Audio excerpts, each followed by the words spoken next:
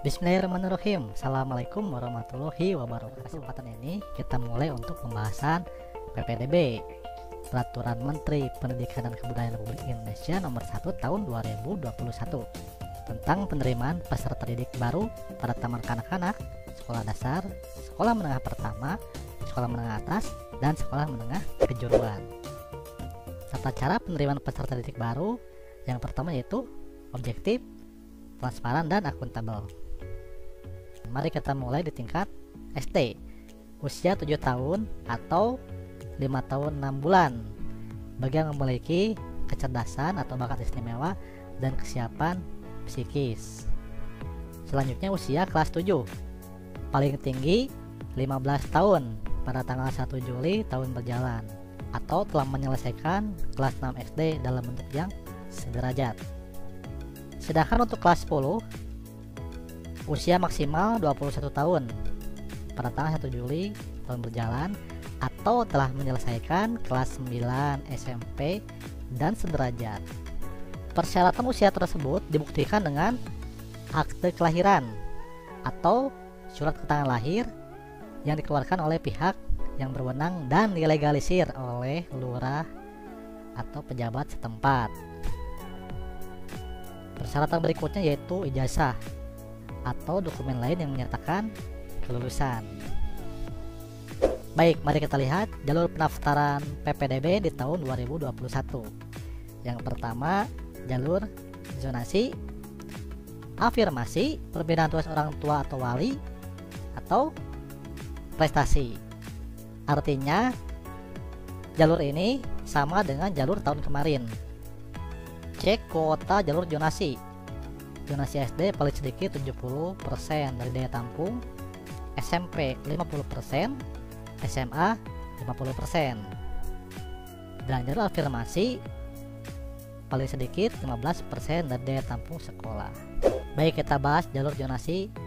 Yang pertama yaitu diperuntukkan bagi calon peserta didik yang berdomisili di dalam wilayah zonasi ditetapkan oleh pemerintah daerah.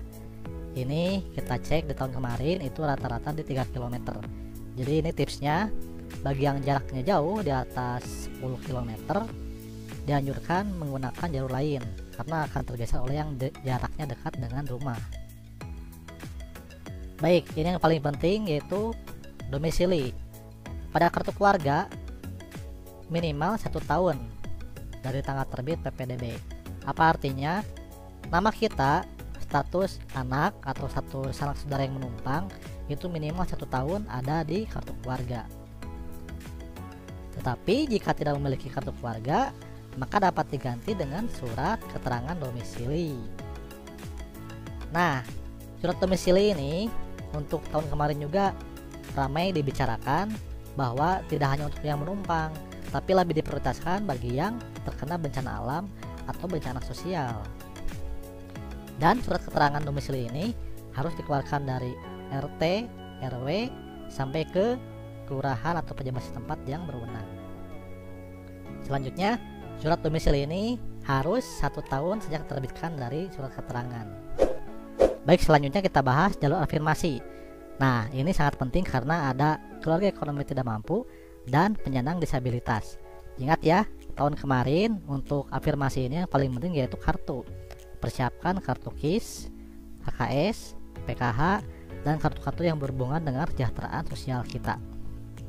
Bukti keikutsertaan peserta didik dalam program penanganan keluarga tidak mampu dari pemerintah.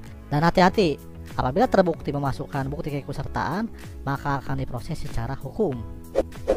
Selanjutnya jalur perpindahan orang tua atau wali, instansi, lembaga, kantor, atau perusahaan. Ambil contoh ya, jika orang tuanya adalah guru, kemudian pindah bekerja, dan keluarganya ikut, maka yang harus dilampirkan yaitu SK mutasi dan KBM, SK KBM dari sekolah yang bersangkutan. Tapi jika dari perusahaan, ada surat dari perusahaannya. Baik, terakhir yaitu jalur prestasi. Prestasi dibagi dua, yaitu prestasi rapot yang dilampirkan dengan surat keterangan peringkat nilai rapot, dan prestasi di bidang akademik maupun non-akademik. Ini sama ya, menggunakan nilai rapot pada 5 semester terakhir. Kemudian bukti prestasi diterbitkan paling singkat 6 bulan atau paling lama 3 tahun sebelum PPDB. Jika kita kelas 10 menggunakan prestasi selama di SMP, jangan gunakan yang SD karena itu terlalu lama. Itulah informasi awal tentang PPDB yang dikeluarkan oleh Mendikbud RI Nadiem Anwar Makarim. Mudah-mudahan bermanfaat. Sampai jumpa di pertemuan berikutnya. Ingat, belajar dari sejarah karena sejarah adalah guru kehidupan. Historia Magistra Vitae. Wassalamualaikum warahmatullahi wabarakatuh.